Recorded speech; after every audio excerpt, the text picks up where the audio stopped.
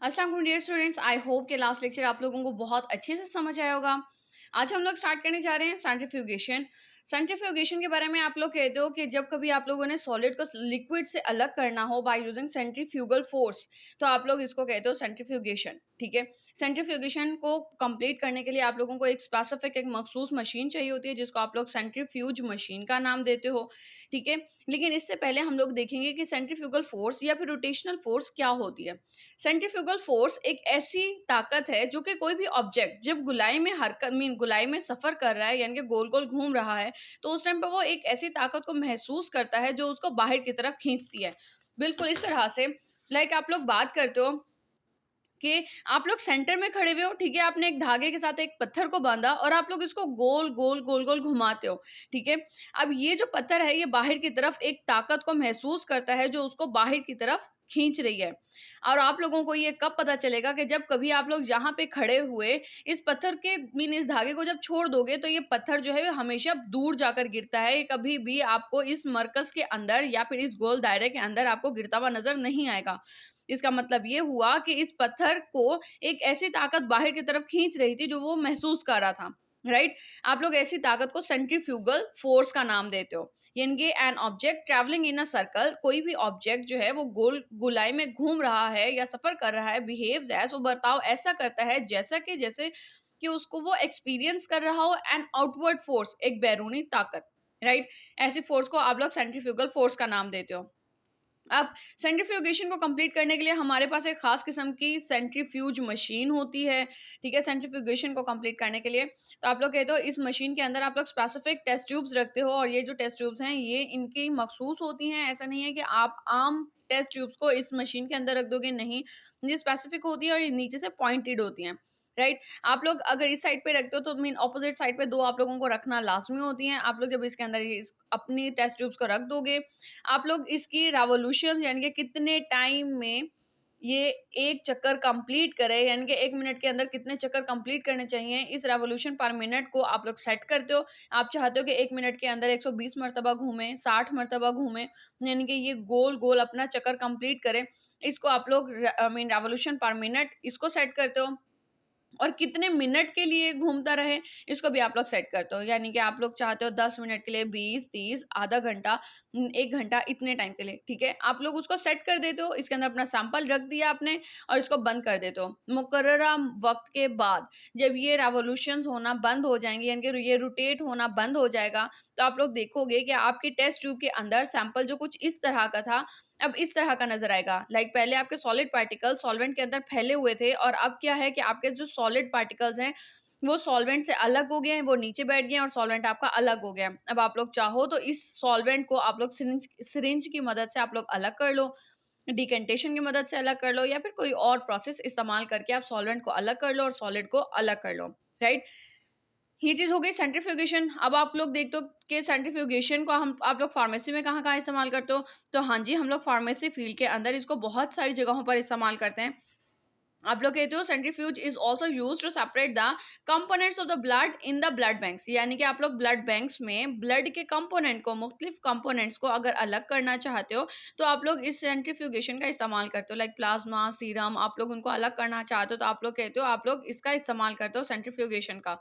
इसके बाद अगर तो आप लोग दूध में से फैट को यानी कि मलाई को अलग करना चाहते हो और आप लोग स्किम्ड मिल्क यानी कि लस्सी बनाना चाहते हो तो आप लोग इसको इस्तेमाल करते हो। आप लोगों ने घरों में देखा होगा कि आप लोग झरने इस्तेमाल करते हो, लाइक इस तरह की कुछ पैडल टाइप आप लोग कहते हो, इस तरह से आप लोग पैडल टाइप एक इस्तेमाल करते हो झरने, जिससे आप लोग लस्सी बनाते हो जो कि गुलाई में घूमती है। ठीक है, उसको गोल गोल इस तरह से आप लोग घुमाते हो। ठीक है, आप लोग ये तो ये भी ये इसको भी हम लोग मतलब इसको बनाने के लिए स्किम्ड मिल्क बनाने के लिए भी हम लोग सेंट्रीफ्यूगेशन का इस्तेमाल करते हैं। फिर जब कभी अगर हम लोगों ने वाइन को क्लैरिफाई करना हो, यानी कि क्लैरिफिकेशन करनी हो, साफ सुथरा करना हो, या फिर हमने उसको स्टेबल करना हो, यानी कि उसकी हालत को बरकरार रखने के लिए भी हम लोग सेंट्रीफ्यूगेशन का इस्तेमाल करते हैं, ताकि सॉलिड जो वेस्ट पार्टिकल्स हैं, सॉलिड पार्टिकल्स हैं, जो भी हमारे पास एडजंक्टिव्स हैं, उनको हम लोग अलग कर दें।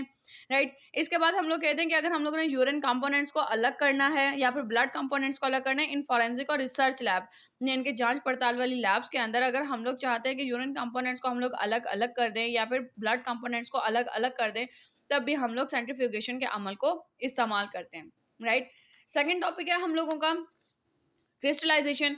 क्रिस्टलाइजेशन की बात करते हो तो आप लोग कहते हो क्रिस्टलाइजेशन एक ऐसा मेथड है जिसके अंदर हम लोग लिक्विड को सॉलिड में तब्दील कर देते हैं बाय यूजिंग एवापोरेशन, कूलिंग और precipitation is known as crystallisation. हम लोग जानते हैं कि हमारा सॉल्यूशन जो है वो दो चीज़ों से मिलकर बना हुआ है, एक सॉल्यूट और दूसरा सॉल्वेंट, राइट। आप लोग कहते हो कि अगर तो आप लोग चाहते हो कि सॉल्वेंट में से सॉल्यूट को अलग कर लो in the form of crystals, तो आप लोग इसको अलग कर सकते हो by using cooling method, evaporation method और प्रेसिपिटेशन मेथड। आप लोग कहते हो कि क्रिस्टलाइजेशन इज द नेचुरल और artificial process of formation of solid crystals. आप लोग यानी कि क्रिस्टलाइजेशन जो है वो कुदरती तौर पर भी देख सकते हो और आर्टिफिशियली यानी कि लैब में, या फिर आप लोग खुद से भी कर सकते हो मसनूई तरीके से भी। नेचुरल तरीके से कैसे करते हो, लाइक आप लोगों ने देखा होगा साहिल समंदर नमक जो है वो जमा हुआ होता है, या फिर आप लोग ये कहते हो कि जो आप लोग जानते हो कि समंदर का जो पानी होता है बहुत ज़्यादा नमकीन होता है, और साहिल समंदर पर जब कभी पानी जो है वो अवापोरेट हो गया, पानी मतलब बुखारात बनकर उड़ गया, तो नमकियात जो होती हैं, जो नमक है वो साहिल समंदर पर जम जाता है। तो यानी कि कुदरती क्रिस्टलाइजेशन हो गई, आपके पास सॉल्ट आ गया, नमक आ गया क्रिस्टल फॉर्म में। और आर्टिफिशियली आप लोग कॉमन एग्जांपल ले सकते हो, लाइक आप लोग कहते हो गन्ने के रस से आप लोग चीनी बनाते हो, ठीक है, वो आपका आर्टिफिशियल क्रिस्टलाइजेशन प्रोसेस आ गया। अब अगर आप लोग क्रिस्टल्स को हासिल करना चाहते हो तो तीन मुख्तलिफ किस्म के मेथड्स को अवेल करते हो, like evaporation method, cooling method और प्रेसिपिटेशन मेथड। आप लोग कहते हो एवापोरेशन मेथड में क्या करते हो, आप लोग सबसे पहले क्या करते हो कि एक बीकर के अंदर आप लोग सॉल्यूशन बनाते हो, ठीक है। आप लोगों ने इसके अंदर सॉल्यूट डाल दिया, सॉल्यूट इसके अंदर डाला और इसको मिक्स कर दिया।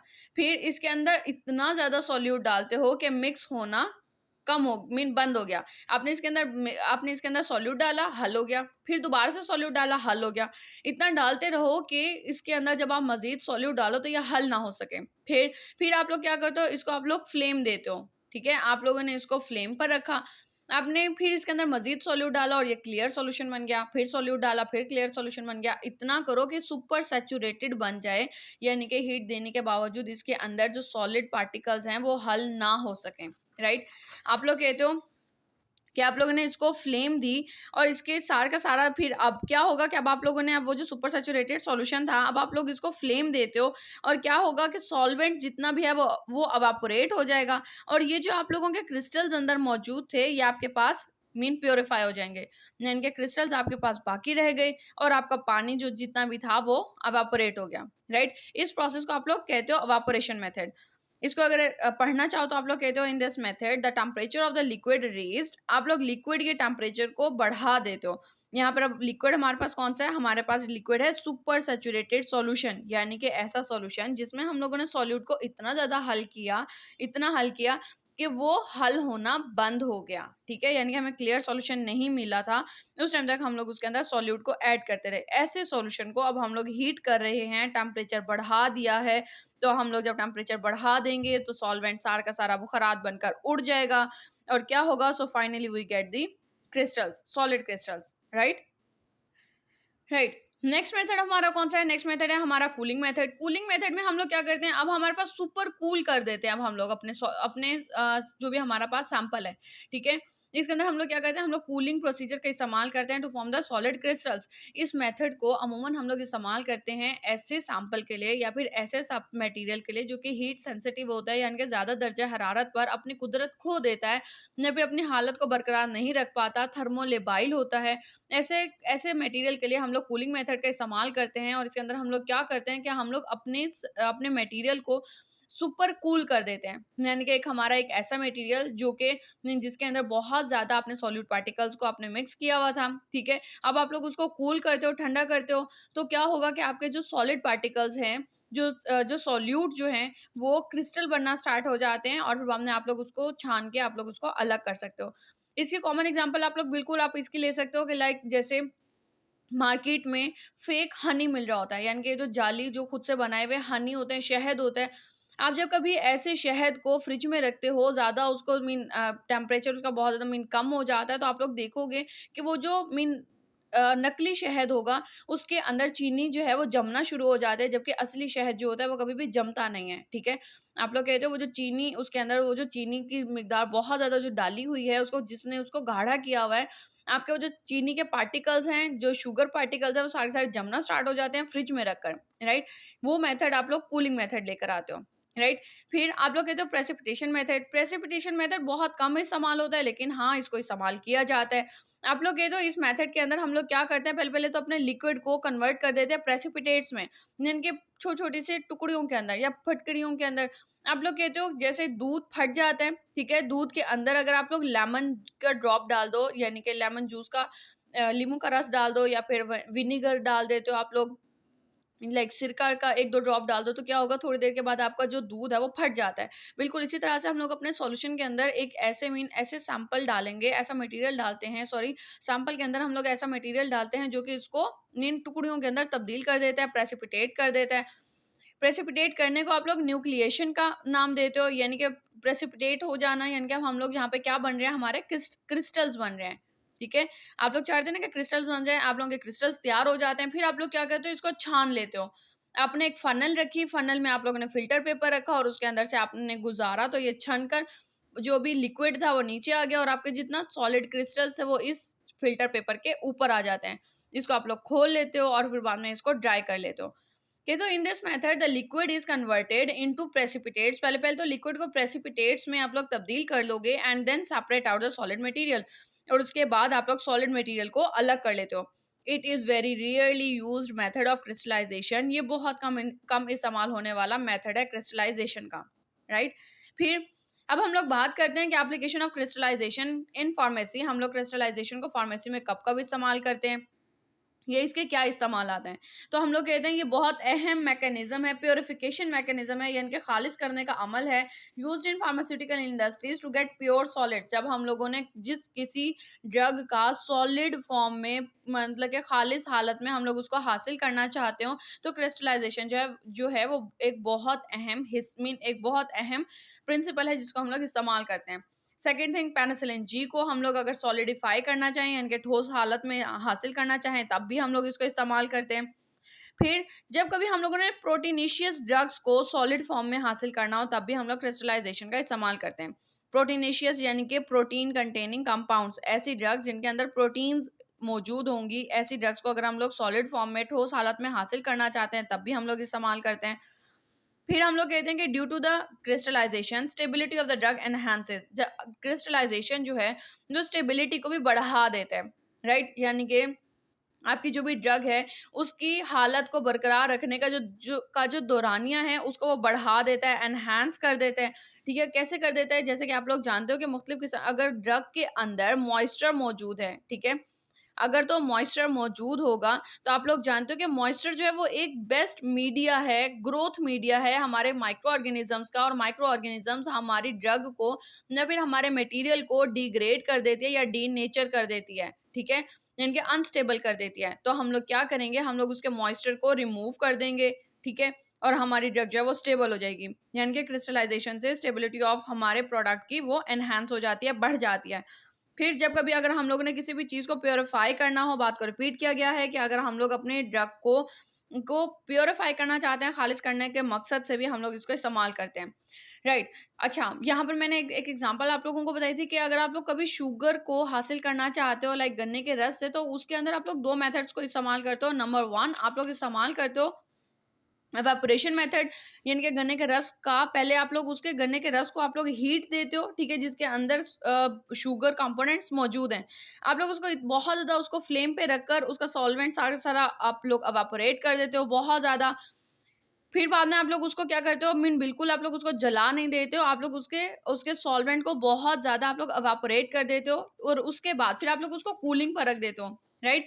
आप लोग फिर उसको कूल करने के लिए, यानी कि ठंडा करने के लिए रख देते हो। ठंडा होने पर उसके जो सॉलिड पार्टिकल्स हैं या फिर जो क्रिस्टल्स हैं वो जम जाते हैं, जिनको आप लोग सेपरेट कर लेते हो, राइट।